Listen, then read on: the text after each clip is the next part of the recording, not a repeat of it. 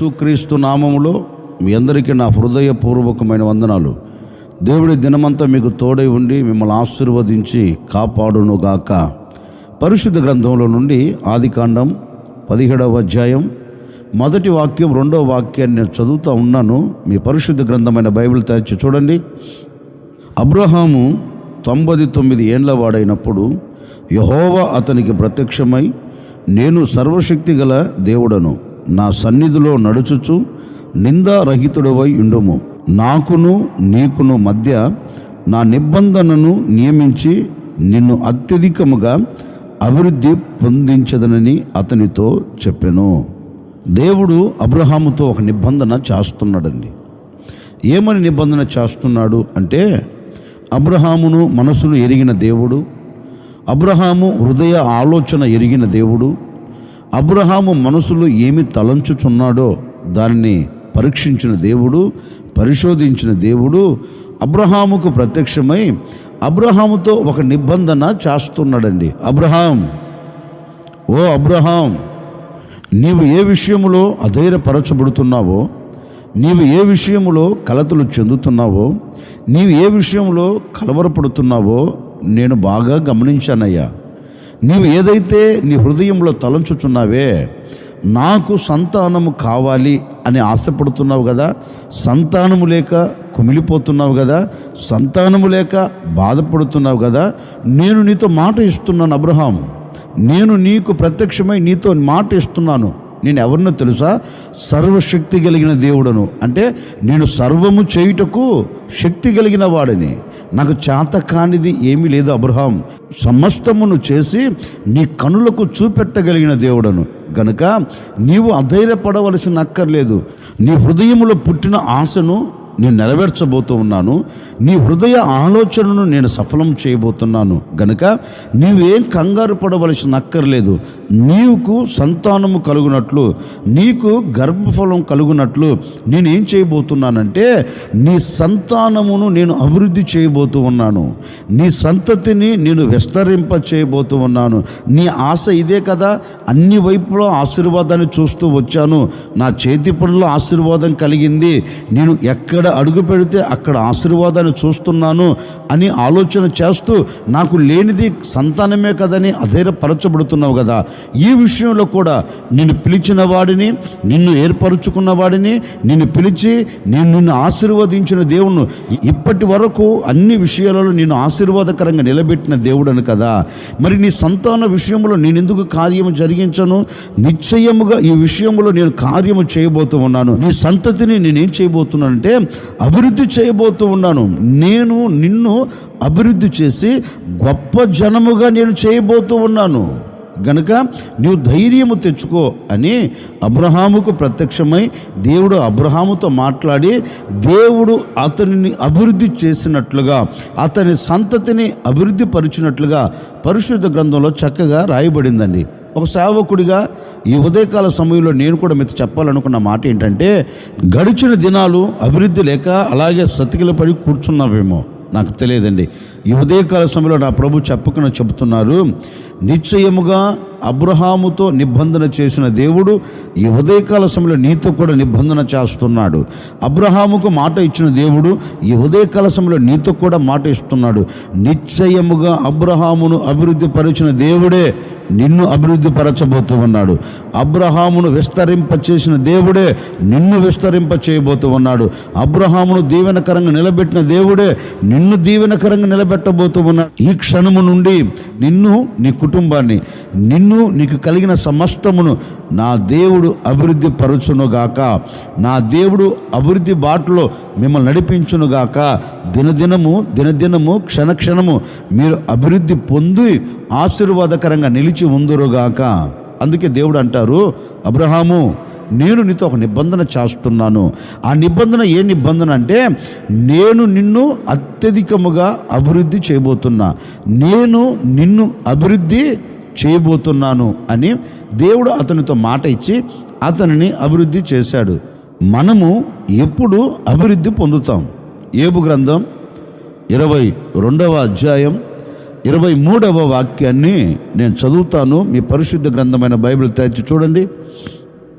సర్వశక్తుని వైపు నీవు తిరిగిన ఎడల, నీ గుడారములో నుండి దుర్మార్గమును దూరముగా తొలగించిన ఎడల నీవు అభివృద్ధి పొందెదవు. యోబు గ్రంథకర్త తన గ్రంథంలో ఒక శ్రేష్టమైన మాట రాస్తున్నారు. ఒక వ్యక్తి ఎప్పుడు అభివృద్ధి పొందుతాడో, ఒక వ్యక్తి ఎప్పుడు ఆశీర్వాదానికి నాంది పలుకుతాడో, ఒక వ్యక్తి అభివృద్ధి కలిగిన బాటలో ఎప్పుడు నిలిచి ఉంటాడో వాక్యం చక్కగా చెప్తుంది. ఏమంటారు? ఒక వ్యక్తి అభివృద్ధి పొందాలి అంటే ఆ వ్యక్తి సర్వశక్తిని వైపు తిరగాలంటండి. అంటే మనిషిని సృష్టించిన సృష్టికర్త వైపు తిరగాలి. తిరిగిన ఆ వ్యక్తి ఏం చేయాలి అంటే తన గుడారములో ఉన్న దుర్మార్గతను దూరముగా తొలగించిన ఎడల వాక్యం ఉంటుంది, అతడు అభివృద్ధి చెందుతాడట, అతడు అభివృద్ధి పొందుతాడంటండి. అంటే దుర్మార్గత ఏ గుడారములో అయితే ఉంటుందో, పాపం ఏ గుడారములో అయితే ఉంటుందో ఆ గుడారం అభివృద్ధి పొందలేదండి, అభివృద్ధి పొందలేదు.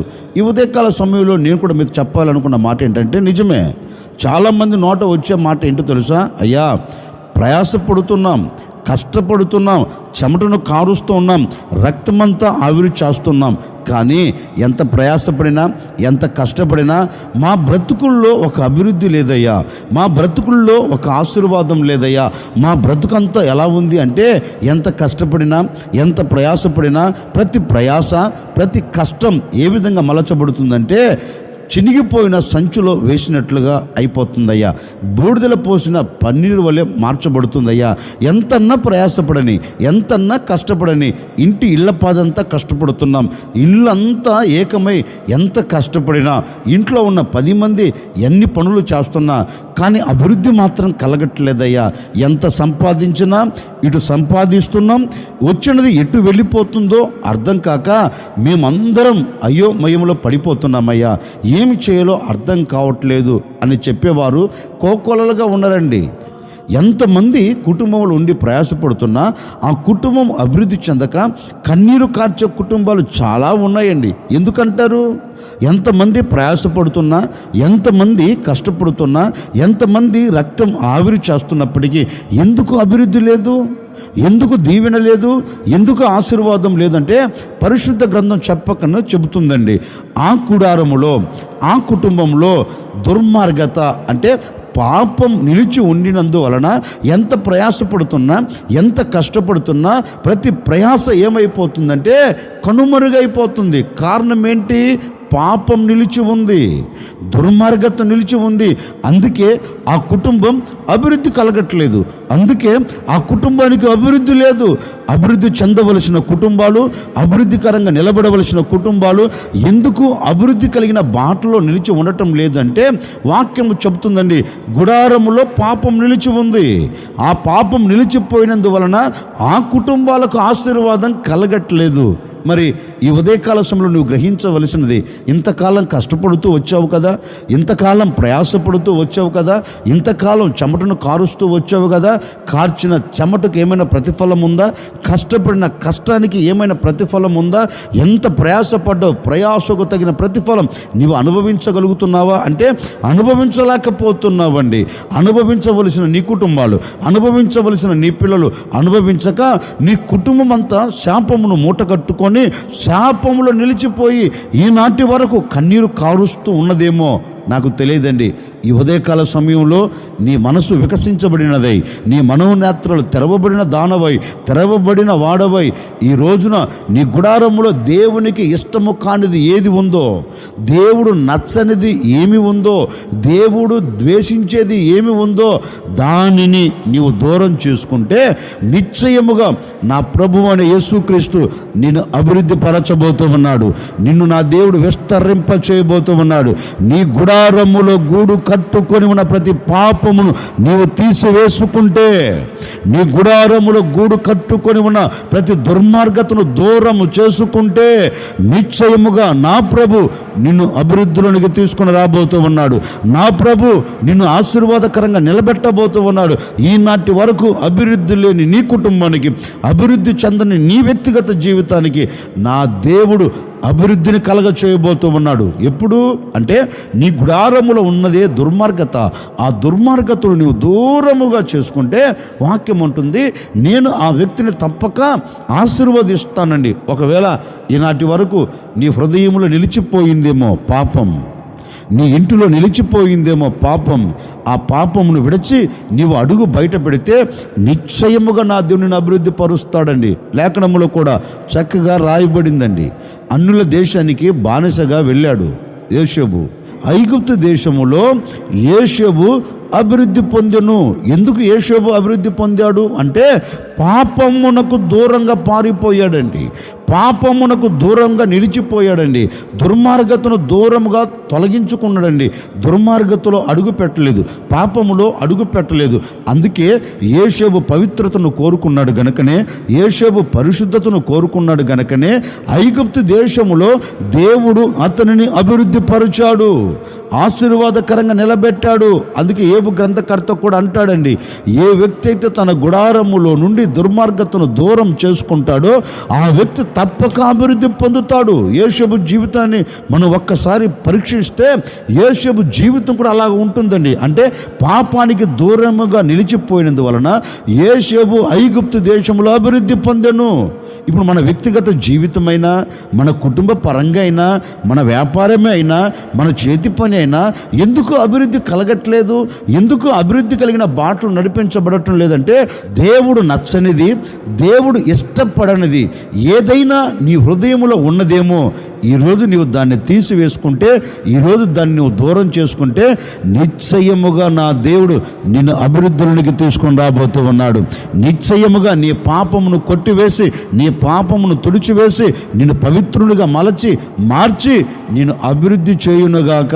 ఒకవేళ నీవు ఏ స్థితిలో పడి ఉన్నావో, ఏ స్థితిగతుల మధ్యలో నువ్వు నడిపించబడుతున్నావేమో, నీ పాపములో నుంచి నువ్వు విడుదల పొందాలి అంటే నీవు యేసుక్రీస్తు దగ్గరికి వచ్చి యేసుక్రీస్తు రక్తము చేత నీవు కడగబడితే, యేసుక్రీస్తు రక్తము చేత నీవు శుద్ధి చేయబడితే నీ గుడారములో ఉన్న పాపం, నీ గుడారములో ఉన్న దుర్మార్గత తొలగిపోతుందండి. అంటే యేసయ్య రక్తము ద్వారా మనిషికి పాప విమోచన కలుగుతుంది.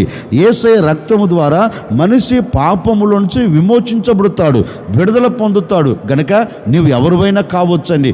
యేసుక్రీస్తు దగ్గరికి వచ్చి ఆయన రక్తము చేత నీవు కడగబడి, ఆయన రక్తము చేత నీవు పరిశుద్ధుడిగా మార్చబడితే వాక్యం ఉంటుంది, తప్పక నీవు అభివృద్ధి పొందుతావు. అందుకే ఓ సేవకుడిగా నేను కూడా మీతో చెప్తున్నానండి, ఈనాటి వరకు, ఈ క్షణం వరకు ఏ అభివృద్ధి లేక నువ్వు నిలిచిపోయావో నాకు తెలియదండి. నీ గుడారములో ఉన్న దుర్మార్గతను దూరం చేసుకుంటే నిశ్చయముగా నా ప్రభు నేను అభివృద్ధిలోకి తీసుకొని రాబోతూ ఉన్నాడు. నిశ్చయముగా నా దేవుడు నేను అభివృద్ధి చేయబోతూ ఉన్నాడు. అన్ని విషయాలు నీవు అభివృద్ధి పొందబోతూ ఉన్నావు. నీ వ్యాపారంలో నీకు అభివృద్ధి కలగబోతూ ఉంది, నీ చేతి పనులు నీకు అభివృద్ధి కలగబోతూ ఉంది. నీవు ఎక్కడ అడుగు పెట్టినా అభివృద్ధినే చూడబోతూ ఉన్నావు, అభివృద్ధికే నాంది పలకబోతూ ఉన్నావు. నిన్ను అభివృద్ధి చేయగలిగిన దేవుడు నీతో కూడా అడుగులు వేయబోతూ ఉన్నాడు. నిశ్చయముగా ఈ దినము నుండి నీవు అభివృద్ధి పొందేదవుగాక, ఈ దినము నుండి నీవు ఆశీర్వాదానికి నాంది పలుకుదవుగాక. ఈ దినము నుండి అంచెలంచెలుగా మీ కుటుంబాలన్నీ నా దేవుడు అభివృద్ధి చేసి మిమ్మల్ని అందరినీ ఆశీర్వాదకరంగా నిలబెట్టునుగాక.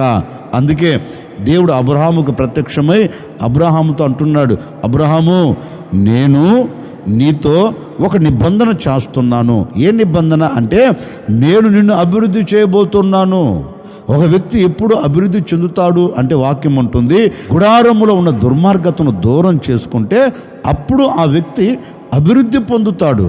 మరి నీ గుడారములో దుర్మార్గతను దూరం చేసుకొని ఈ పూట ఆయన పాదాలు పట్టుకుంటే నిశ్చయముగా ఈ దినము నుండే నీ స్థితిని నా దేవుడు మార్చివేయబోతూ ఉన్నాడు. నీ స్థితిగతులను నా దేవుడు మార్చివేయబోతూ ఉన్నాడు. నీ బ్రతుకునకు ఒక అభివృద్ధిని అనుగ్రహించి నిన్ను ఆశీర్వాదకరమైన బాటలు నా దేవుడు నిలబెట్టునుగాక. తల్లవంచున వచ్చిన ప్రార్థన. ఆశ్చర్యకరుడా మీకు స్తోత్రాలు చెల్లిస్తూ ఉన్నాం. మీరంతైనా సర్వశక్తి కలిగిన దేవుడవయ్యా. ఆనాడు అబ్రహాముతో నిబంధన చేసి అబ్రహామును అభివృద్ధి పరిచిన దేవుడవు. ఈ ఉదయకాల సమయంలో ఈ ప్రజలను కూడా మీరు అభివృద్ధి పరచబోతున్నందుకే మీకు స్తోత్రం. ఈ దినమంతా బిడ్డలు ఎక్కడ నిలబడినా అక్కడ అభివృద్ధి పొందేదరుగాక, అభివృద్ధి చూచేదరుగాక. అట్టి కార్యం బిడ్డల పట్ల మీరు జరిగించి సాక్షిగా నిలుపుకొని ఘనమైన నామమునకు మహిమ తెచ్చుకోమని యేసు నామములు అడిగి వేడుకొనుచున్నాము తండ్రి, ఆమెన్. ఈ దినమంతా నా ప్రభు మీకు తోడై ఉండి అన్ని విషయాల్లో మిమ్మల్ని అభివృద్ధి చేసి మిమ్మల్ని విస్తరింప చేయునుగాక.